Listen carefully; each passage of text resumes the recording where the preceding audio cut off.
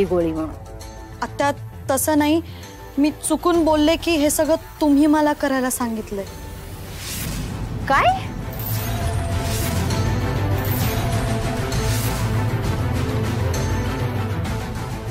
हो, आणि तसंही तिला अंदाज होताच ना, मी सांगितलं नसतं तरी. तू मूर्ख आहेस का जरा? माझ्यावर काय ढकलतेस? मी नाही सांगितलं तुला हे करायला. त्या आता आपण भांडण्यात काही अर्थ नाहीये. आता आपण ताराला थांबवलं पाहिजे ना काकांना सत्य सांगण्यापासून. नाहीतर जर काकांना कळलं तर मग ते या प्रोजेक्ट मध्ये मला कधीच घेणार नाहीत. आणि जर तुमचं सत्य कळलं ना तर ते तुम्हाला पण ओरडतील.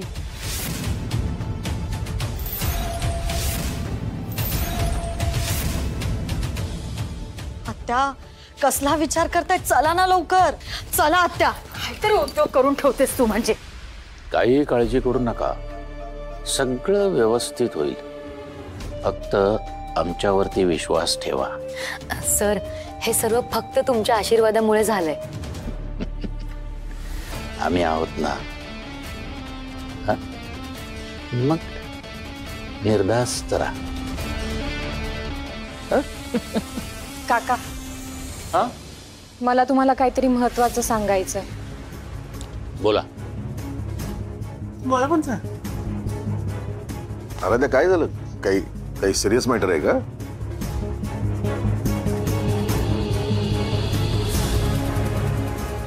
काका, मला काका,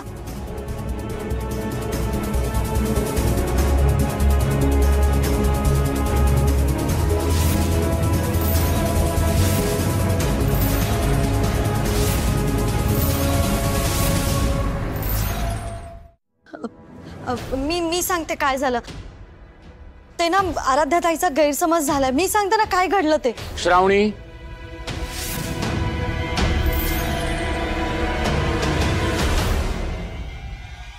तुम्ही जरा थांबा.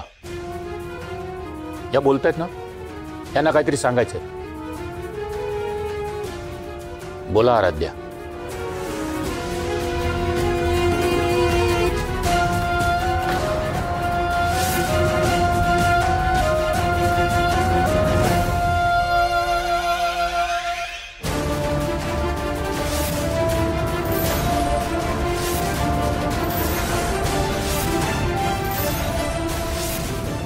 म्हणजे काका, माझ्या असं लक्षात आलंय की